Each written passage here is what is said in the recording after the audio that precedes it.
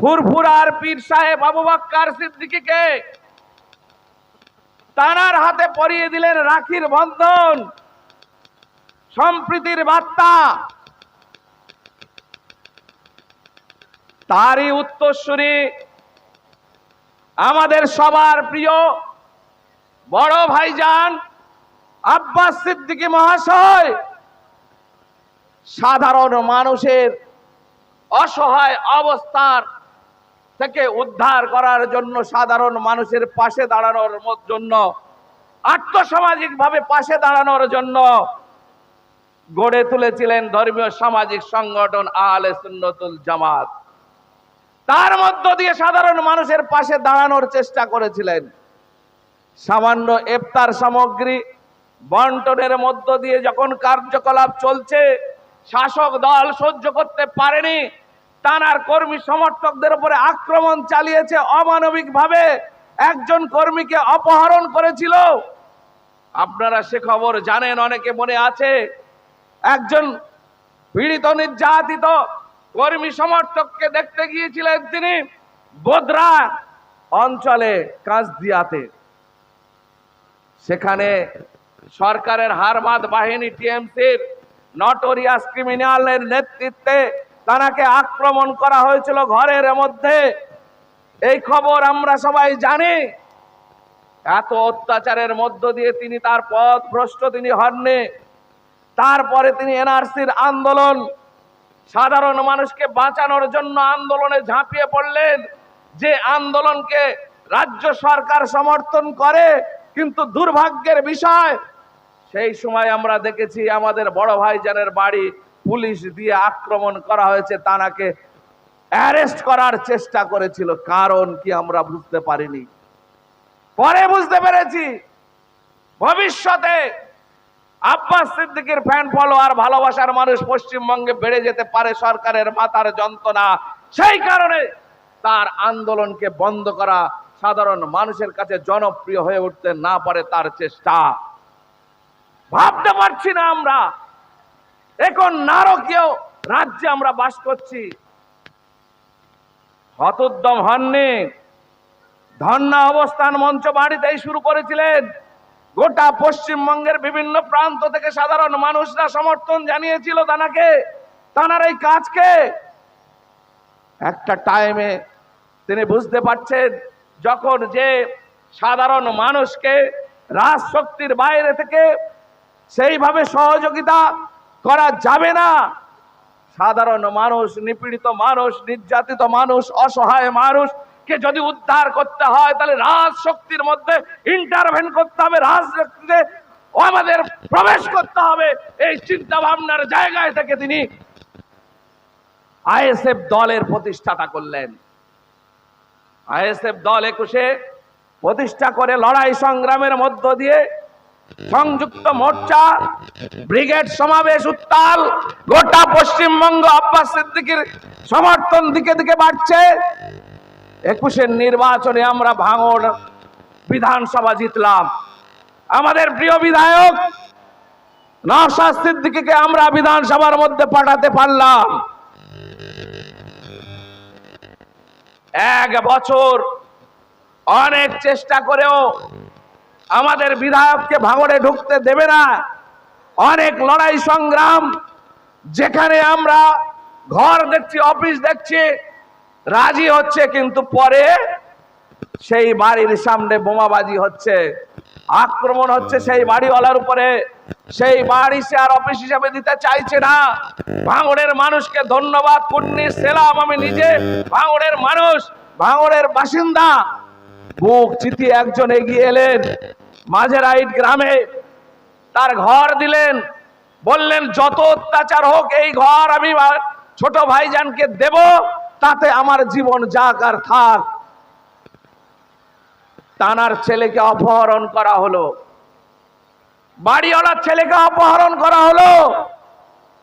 কি অমানবিক অত্যাচার! 21-এর নির্বাচনের পরে আমাদের বিশেষ করে ভাঙড়ের পাশে যে পূর্ব ক্যানিং, যেখানকার সাধারণ মানুষ অনেক উৎসাহ উদ্দীপনা নিয়ে লড়াইয়ের ময়দানে অধিকার প্রতিষ্ঠার লড়াইয়ে সামিল হয়েছিলেন। রমজান মাসে ভেজানো ছোলাটুকু খেতে দেয়নি, এক গ্লাস পানি পর্যন্ত খেতে দেয়নি। এই সরকারের গুন্ডা বাহিনী সমাজ বিরোধীরা আক্রমণ করে গ্রামকে গ্রাম, মানুষকে গ্রাম ছাড়া করেছে, বাড়ির উঠোনে পুকুর কেটে দিয়েছে। এখনো অনেক মানুষ আছে যারা বাড়ি ফিরতে পারেনি।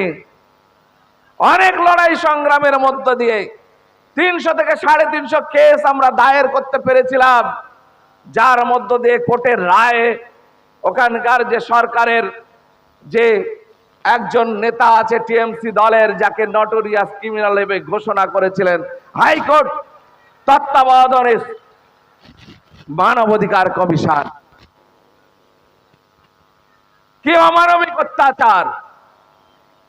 পেছনে লেগেছে একমাত্র বিধায়ক নওশাদ সিদ্দিকী, তাকে যে কোনো ভাবে হারাতে হবে। কারণ কি? 77টার বেশি সিট আছে। বিজেপির সেই বিষয়ে কোনো কথা নেই। শাসক দলের মুখ্যমন্ত্রীর অভিষেক বন্দ্যোপাধ্যায়ের একমাত্র বিধায়ক নওশাদ সিদ্দিকীকে হারাতে হবে। কারণ হচ্ছে কি, নওশাদ সিদ্দিকী গরিব মানুষের কণ্ঠ হিসাবে উঠে আসছে, গরিব মানুষের অধিকারকে সুপ্রতিষ্ঠিত করার জন্য লড়াই করছেন, সংবিধানকে মজবুত করার জন্য লড়াই করছেন। এটা সহ্য হচ্ছে না, তাদের চুরি পাটপাড়িগুলো তুলে ধরছে, সহ্য হচ্ছে না। তাই তো নওশাদ সিদ্দিকীকে হারাতে হবে। আজকের এই মঞ্চ থেকে আমাদের শপথ নিতে হবে, 26-এর নির্বাচনে নওশাদ সিদ্দিকীর হাতকে আরো বেশি মজবুত আমরা করব। নওশাদ সিদ্দিকীর মতো আরো অনেক নেতাকে বিধানসভায় পাঠাবো। কে এই শপথ আমরা আজকে নেব? তো এই শপথ আমরা আজকে নেব সবাই। আমি আপনাদের সংগ্রামী অভিনন্দন, শুভেচ্ছা জানিয়ে আমি আমার বক্তব্য এখানে শেষ করছি। আগামী 26-এর নির্বাচনে সবাই মনের যন্ত্রণাকে ব্যালটে, বিভিন্ন বিধানসভায় কাজ করা অবজারভার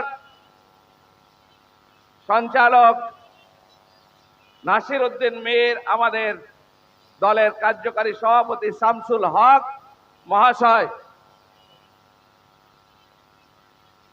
আপনারা জানেন ভারতবর্ষের ইতিহাসে বহু মনীষীর নাম আছে।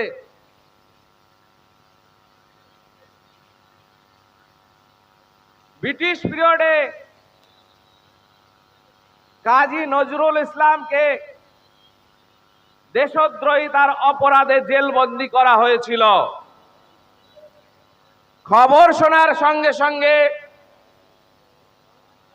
বিশ্বকবি রবীন্দ্রনাথ ঠাকুর তার বসন্ত নাটকটি কাজী নজরুল ইসলামের নামে উৎসর্গ করেছিলেন। এই খবর শুনে জেলের মধ্যে বসে কাজী নজরুল ইসলাম একটি সুন্দর কবিতা লিখে ফেললেন, আজকে সৃষ্টি সুখের উল্লাসে। পশ্চিমবঙ্গ তথা ভারতবর্ষের ইতিহাস, কৃষ্টি, কালচার